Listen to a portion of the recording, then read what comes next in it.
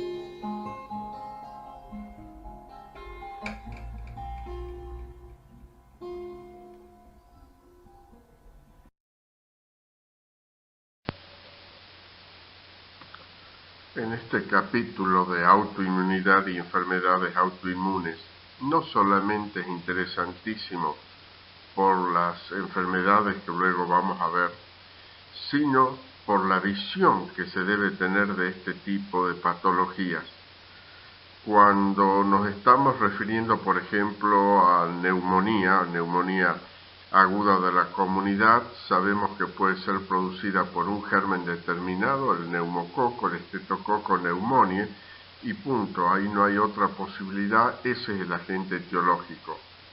En cambio, cuando estamos refiriendo a enfermedades autoinmunes, muchas de las etiologías que se han postulado, y cuando hablamos de muchas de las etiologías es porque no hay una sola perfectamente determinada, tiene que ver con la relación de autoinmunidad y todo lo que es el sistema psiconeuroendocrinológico. Y allí es donde ya se considera que este tipo de patología puede tener una base, un disparador desde el punto de vista psicológico. Y uno tiene a cada rato ejemplos cuando se hace la patobiografía, como siempre le digo, de los pacientes, en ver cómo una paciente con artritis reumatoide empezó todo su cuadro clínico tras la ruptura de un vínculo matrimonial, o en otro caso como en una mujer, y generalmente hablo de mujeres en donde mayor incidencia hay de estas enfermedades, empezó un lupus eritematoso sistémico con la muerte de un familiar muy querido. Es decir, eso es algo está no solamente dicho, sino demostrado y empezándose cada vez más a determinar el origen psicosomático de este tipo de patologías. ¿Cuál es el concepto general de autoinmunidad? Tal cual allí se expresa, es el estado de tener suficientes defensas biológicas para evitar la infección, la enfermedad u otra invasión biológica no deseada. Ahora bien, un nivel bajo de autorreactividad, de autoinmunidad, de defensa, es fisiológico y crucial para que el sistema inmune funcione normalmente y nos permita defendernos frente a las habituales agresiones externas. Eso no sería el problema.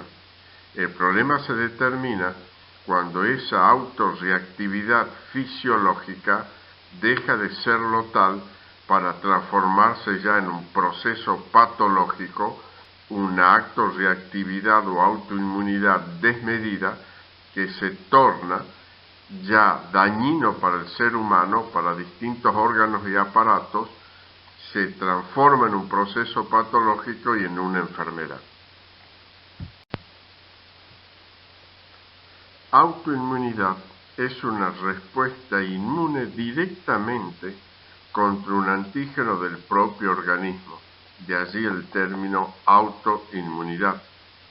Y esa respuesta puede ser innata o adquirida, es cierto, contra un antígeno autóctono fundamentalmente, pero puede serlo también contra un antígeno extraño que compartiría ciertas similitudes con la estructura de nuestro organismo y al cual le llegaría a producir o provocar daño de una forma cruzada. Por eso puede ser antígeno autóctono o extraño. Y las células que fundamentalmente intervienen en esta reacción son las famosas células T y B. Células T de la inmunidad celular y células B de la inmunidad humoral.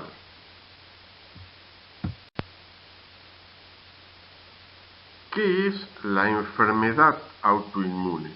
Es una condición patológica causada por una respuesta autoinmune, congénita o adaptativa. Es una respuesta con mecanismos comunes en las distintas enfermedades, como veremos posteriormente. La Biblia de la medicina interna en cuanto a revistas, el New England Journal of Medicine, define a la enfermedad autoinmune como un síndrome clínico causado por la activación de células T, I o B en la ausencia de una infección en curso u otra causa demostrable. ¿Por qué se habla de un síndrome clínico? Porque en general las patologías autoinmunes son absolutamente floridas, en donde tienen una serie de manifestaciones clínicas y dependerá a dónde apunta sobre todo esa respuesta autoinmune para llegar a determinar qué enfermedad es la que se tiene en curso, qué enfermedad autoinmune es de la que estamos hablando. ¿Cómo podemos clasificar las enfermedades autoinmunes? Desde un punto de vista clínico, una clasificación clínica, la enfermedad autoinmune puede ser sistémica, lupus eritematoso sistémico, u órgano específica, por ejemplo, una tiroiditis de Hashimoto, una pancreatitis autoinmune. En el primer caso, la respuesta de autoinmunidad es para distintos órganos y aparatos de nuestro cuerpo. En el segundo caso, es específicamente contra los antígenos de un determinado órgano. La otra clasificación sería una clasificación mecanicista, en donde la alteración que se produce es una alteración general en la respuesta inmune en un caso, o respuesta aberrante antígeno específico en otro caso. En el caso del lupus eritematoso sistémico, la alteración general y es una respuesta inmune a distintos antígenos de nuestro organismo. En el caso de la tiroiditis de Hashimoto, pancreatitis autoinmune, es una respuesta aberrante antígeno específica. Una pregunta que nos deberíamos hacer es: ¿cómo determinamos si la autoinmunidad es la causa de la enfermedad y no un fenómeno concomitante o la consecuencia?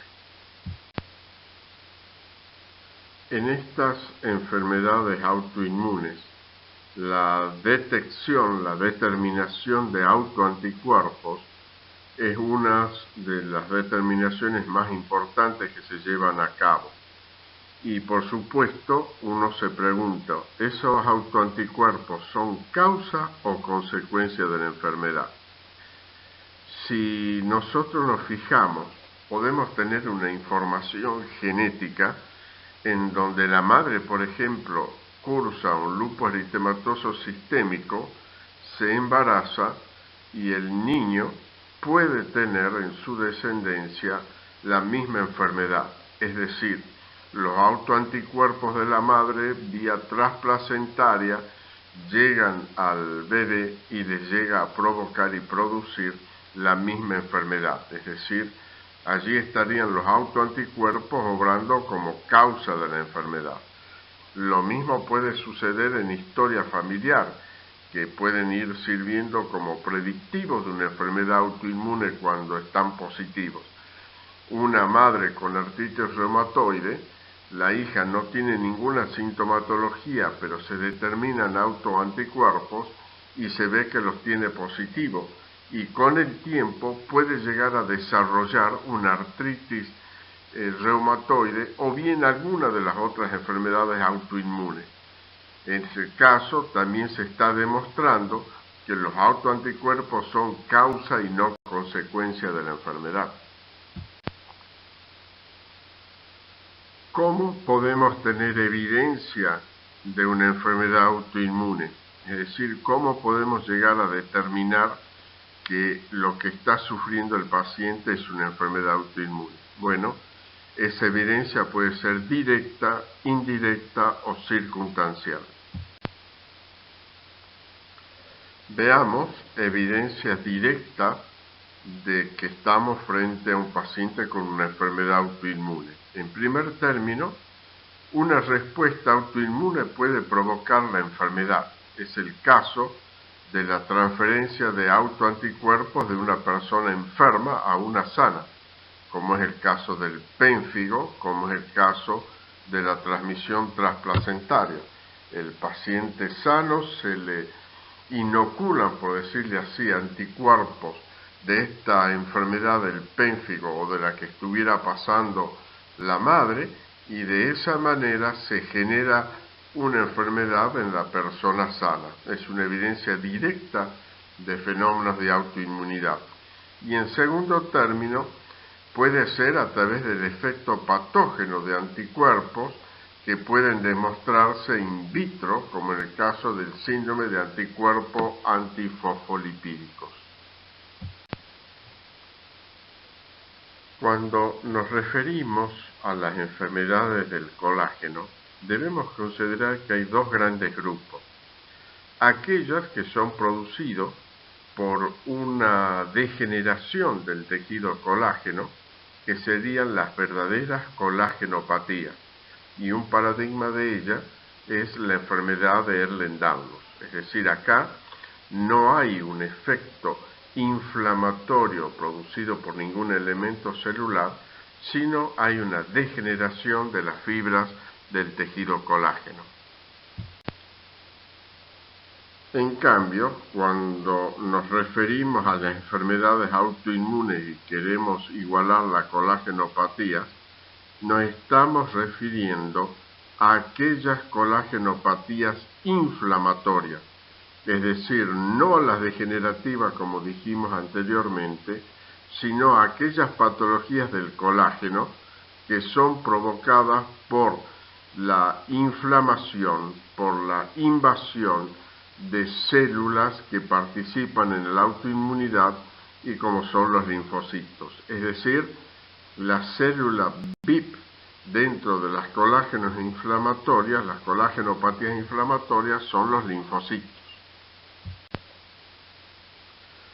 ¿Cuáles son aquellas enfermedades autoinmunes que ustedes deben conocerlas, que son las que se van a desarrollar en este módulo y que habitualmente en la sala de clínica médica o reumatología van a tener oportunidad de verlas? En nuestro hospital, como no hay un servicio propiamente dicho de reumatología, todos los pacientes con enfermedades del colágeno, enfermedades autoinmunes, la vemos en clínica médica y donde hay una colega que es especialista en reumatología. Lamentablemente me estoy acordando que renunció porque estaba contratada y nunca le salió el cargo. Pero bueno, los clínicos estamos ya más que acostumbrados a ver este tipo de enfermedades.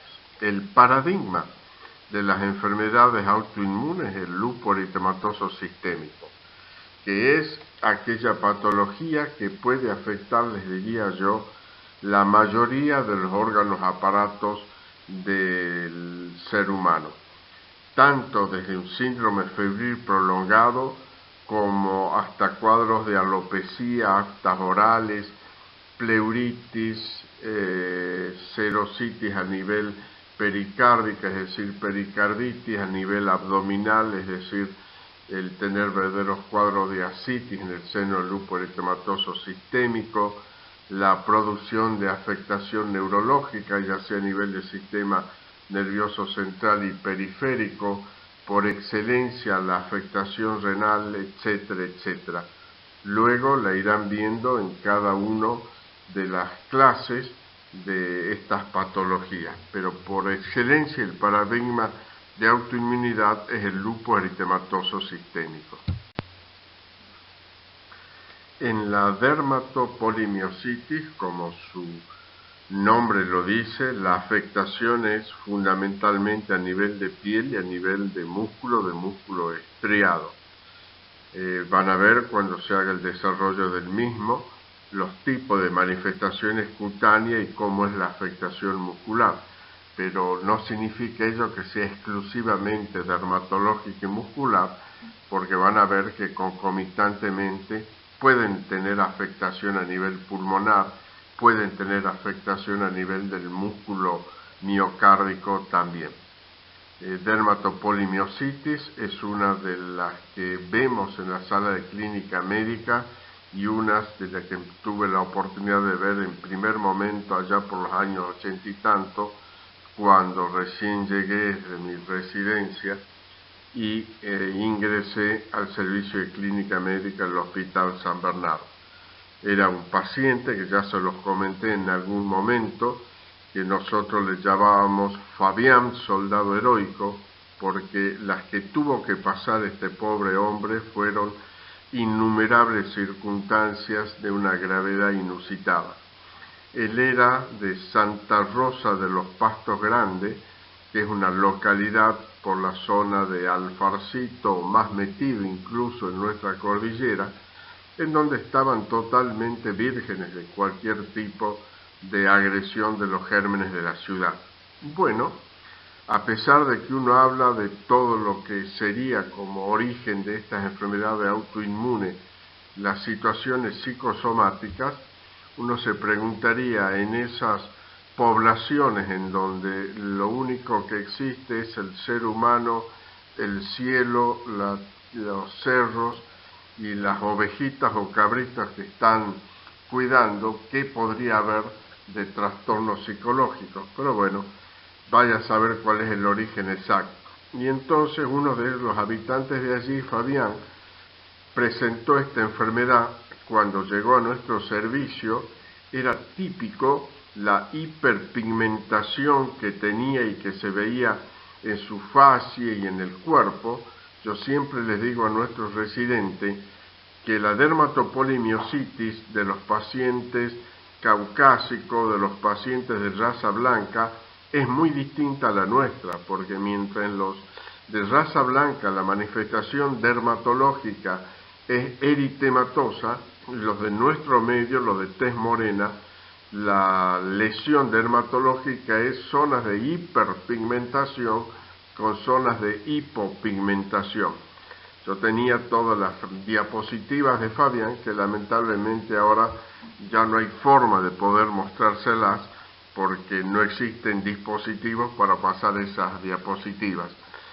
Fabián empezó el tratamiento corticoideo correspondiente, evolucionó bien de su dermatopolimiositis, a la que se llegó al diagnóstico por todos los estudios necesarios, pero, como yo les decía, estaba virgen de cualquier enfermedad infecciosa de nuestro medio. Estando en el hospital, vaya a saber de dónde se contagió e hizo una tuberculosis, de que fue el único caso en donde yo pude observar una sepsis tuberculosa, porque empezaron a aparecerle verdaderos nódulos blandos, con un contenido líquido en su interior distribuidos en todo el organismo, y ustedes aspiraban ese líquido de los nódulos y en ellos se veía, no se cultivaba, se veía directamente vacío.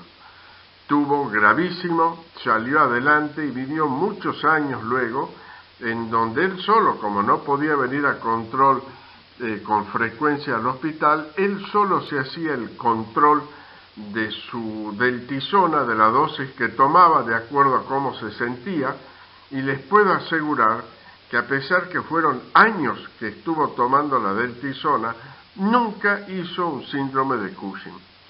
Motivos: se dice que cuando el organismo realmente lo necesita al corticoide, no se haría un síndrome de Cushing. En cambio, en aquellos casos en donde no lo necesita tanto o se lo usa en exceso, se produce un síndrome de Cushing. Así como anteriormente nos referíamos al lupus eritematoso sistémico como una enfermedad del colágeno fundamentalmente inflamatoria, al hablar de esclerodermia verán cómo es fundamentalmente una enfermedad fibrosante, es decir, en donde prima la afectación de distintos órganos y aparatos, fundamentalmente el tubo digestivo y pulmón, a través de esclerosis en cada uno de ellos. Por supuesto que el mismo término también aclara que aparte de pulmón, tubo digestivo, es la piel quien sufrirá ese proceso esclerodermiforme. En el caso de la artritis reumatoide, paradigma también de enfermedades del colágeno de autoinmunidad, estamos hablando de una patología en donde en un comienzo tiene una faz totalmente inflamatoria, pero que a medida que pasan los años y fundamentalmente si no se hizo un tratamiento temprano, va a empezar a proliferar todo el tejido fibroso y las artritis de inflamatoria llegan a una anquilosis que es invalidante para el paciente. Cuando se desarrolle el tema síndrome de Sjögren, ahí podrán ver que no es solamente el síndrome de Sjögren el síndrome seco, entendiendo por síndrome seca o Zika síndrome la afectación fundamentalmente de invasión linfocitaria de las glándulas exócrinas, como las glándulas salivales, glándulas lagrimales, sino que es la asociación de ese síndrome seco a alguna de las colágenopatías, fundamentalmente asociado a la artritis reumatoide. De allí que verán que cuando se hace el estudio y seguimiento de un paciente con una artritis reumatoide, muchos de ellos en su evolución necesitan la consulta al oculista por la aparición del síndrome seco, que será desarrollada en una de estas clases. Veamos ahora conceptos del laboratorio en enfermedades autoinmunes. Podemos decir en un principio de que este laboratorio lo podemos dividir en dos grandes grupos. Aquellas determinaciones que sería común a todas las enfermedades autoinmunes, y luego están aquellas determinaciones específicas de autoinmunidad y de las enfermedades autoinmunes. Cuando nos referimos a aquellos valores comunes a todos los problemas de autoinmunidad, se les debe solicitar un citológico completo. Tan importante es considerar anemia en un lupus eritematoso sistémico, que será de un determinado origen, quizás que distinta a la anemia en una esclerodermia, por ejemplo, o considerar leucocitosis o leucopenia, que puedan observarse en enfermedades autoinmunes, y en general las plaquetopenias, por ejemplo, típicas de un lupus eritematoso sistémico. Respecto a la eritrosedimentación, ya lo hemos repetido en muchísimas ocasiones, que una de las enfermedades que produce un valor muy alto de eritrosedimentación son las enfermedades de autoinmunidad, teniendo en cuenta, considerando que la eritrosedimentación no es nada más que un descenso, una caída de los glóbulos rojos en el tubito de ensayo donde se hace la determinación de eritrosedimentación, y esa caída es más rápida cuando está producida la tracción por inmunocomplejos, y cuando hablamos de inmunocomplejos hablamos de enfermedades autoinmunes. Por lo tanto, son estas las que producen eritros de 80, 90, 100 o más de 100 incluso. La glucemia y la urea como factores de estudio en cualquier enfermedad, la urea por excelencia cuando se produce una insuficiencia renal en el lupus o una crisis eritrodérmica en la esclerodermia, etc.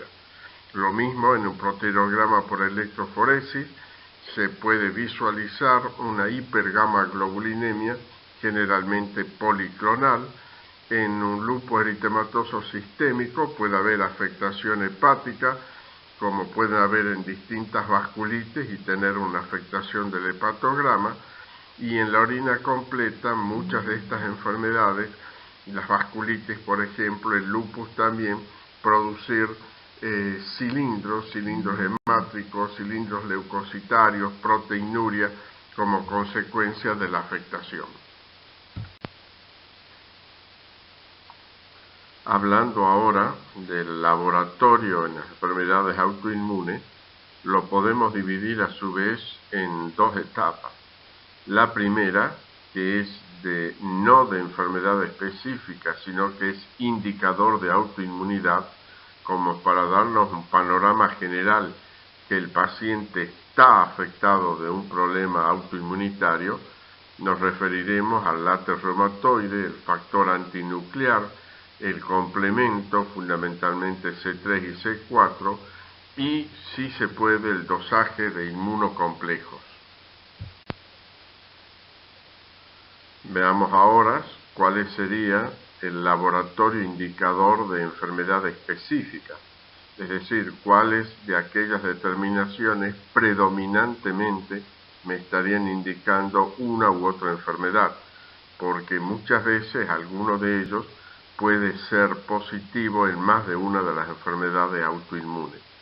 Y allí nos iremos refiriendo al anti-DNA, al SM o anticuerpo Smith, el anti-esclero70, el anti-HO, el RO, el LA, anticuerpo anticitrulina, ANCA-C y ANCA-P. Anti-DNA sumamente específico, al igual que el SM o Smith para lupus eritematoso sistémico. El anti-esclero70 para esclerodermia, el anti-HO para dermatopolimiositis, el RO y el LA, que lo podremos ver en distintas enfermedades, pero sobre todo en el síndrome de Sjögren, el anticuerpo anticitrulina para la artritis reumatoide y el ANCA-C y el ANCA-P en el gran capítulo de las vasculitis. Muchísimas gracias.